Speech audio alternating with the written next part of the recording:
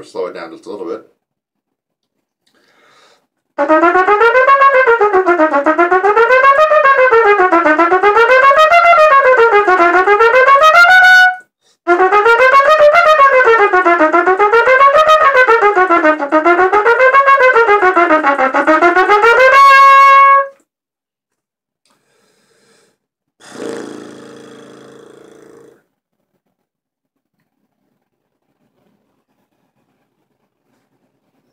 Now we'll speed it up.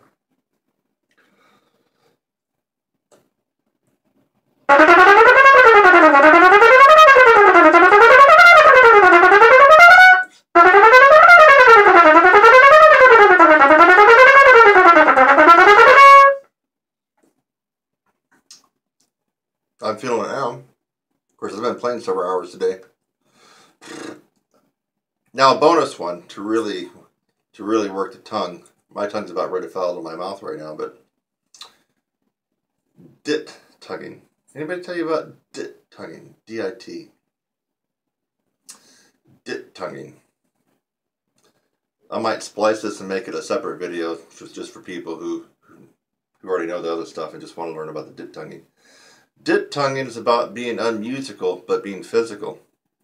And it really puts a strong force and impact on your tongue, much more than normal single, double, or triple tonguing. In fact, I forgot one other thing I want to do before the dit tonguing. So I did the slur, which was not really hard on your tongue. Then I did the single tongue. Then I did the double tongue. But I also do this one before I do the dit tonguing. I forgot this one. See if you can guess what it is.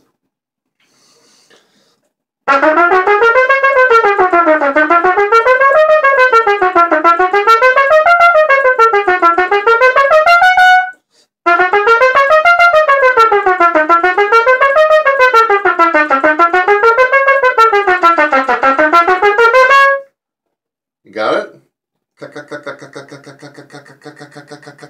K-tongue.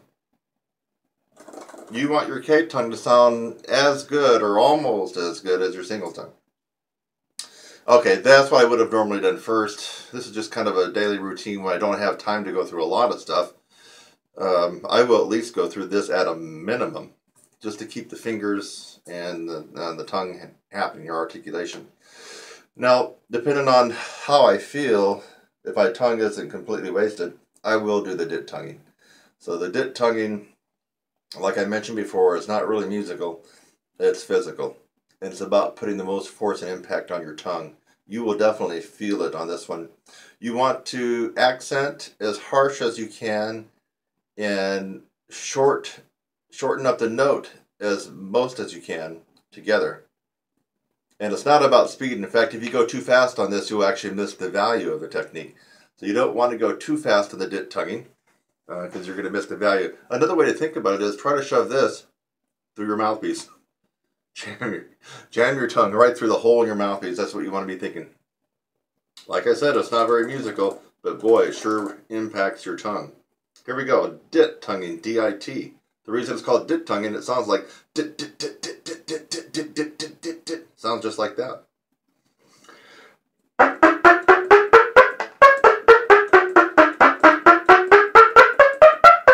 Let me do it again.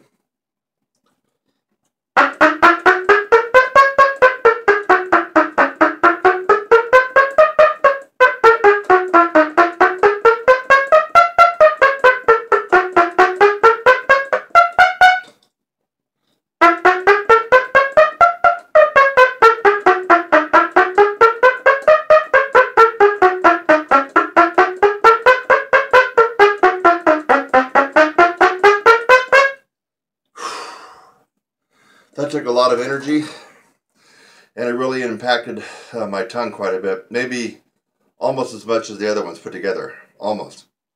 So that's dit tonguing.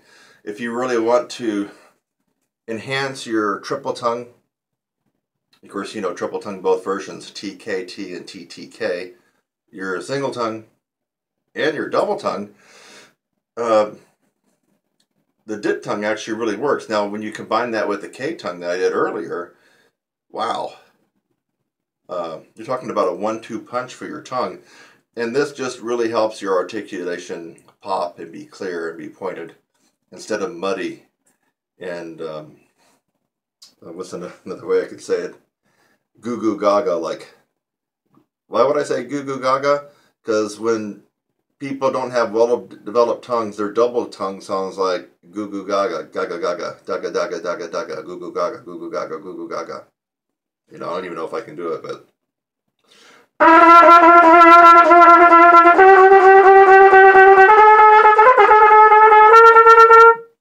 That was a double tongue, but it was the goo goo gaga version of double tongue. And that's basically for people who have very, very undeveloped tongue strength and tongue musculature. So I hope you enjoyed just a little snippet and some of the stuff that I do to maintain. Now, obviously, if you're not double tonguing and triple tonguing and things like that, you would have to learn how to do all that first. So this is more of an intermediate to advanced lesson. And where I got these scales from, the pattern of these scales, you heard me, I was just doing this on E flat major to slow it down.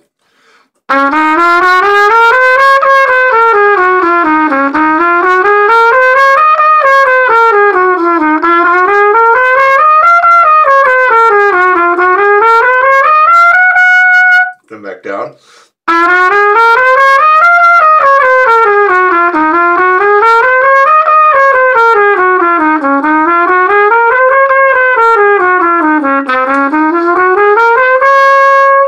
So I hope by slowing it down, you can see the pattern that I was doing.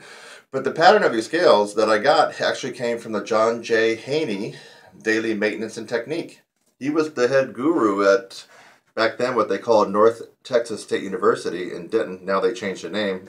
Not now, but years ago they changed it to UNT, University of North Texas. But back when Mr. Haynie was there, Professor Haynie, they called it North Texas State University. He was the head guru there for trumpet. Wow. He was right up there with Bill Adam. I mean, he knew his stuff, knew the pedagogy, and he wasn't a jazzer, but everything else I thought he did just superb. And I liked a lot of his stuff, including his book. You would get a lot out of your investing the money in his book, the Daily Maintenance Technique book.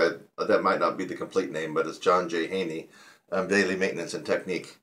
It's got a lot of great stuff to keep your technique going if you're advanced, or if you're beginning to intermediate. There's lots of stuff that you're going to be developing, and he goes through all the keys. So you saw me do E flat, but you know, I'll get up there and do F sharp too. You know, then I'll do D flat lower. The keys I don't tend to do a whole lot, or at least the range of the keys would be like below the staff. Now, the John J. Haynie book does have stuff starting, I believe, on low G. You know, that would be all the way down here. You know, like right there, and even A flat.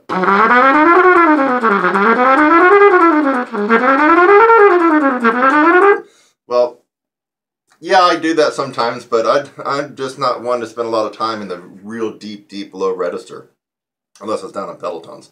I just don't really get parts that have me playing low A's, and low C's.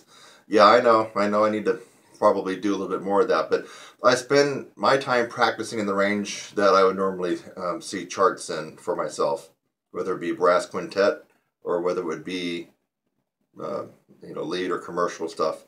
So that means I tend to stay a little bit higher than that. But in that book, he does have you go all the way down to low G, which means there's a lot of beginner intermediates that could actually tackle some of those. The low G1, obviously the low C. So I highly recommend that book. Yeah, this has been a tutorial, just a little, just a little snippet of some of the stuff that I do to try to keep my regular legit chops going in my all-around trumpet playing. All right. Have fun. Try it out. Hi, I'm Kurt Thompson, and welcome to my channel. That's youtube.com/brass instructor. Thanks for just watching the video that you did. Maybe it's the first one that you've watched, or maybe you've watched tons of my videos. In fact, as of June 2016, as a brass player and trumpet player, I have the most tutorials free on the planet.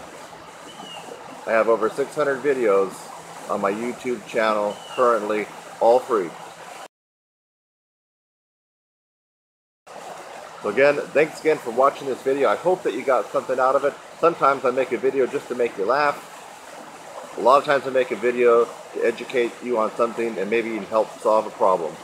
So I hope something like that occurred for you in this video.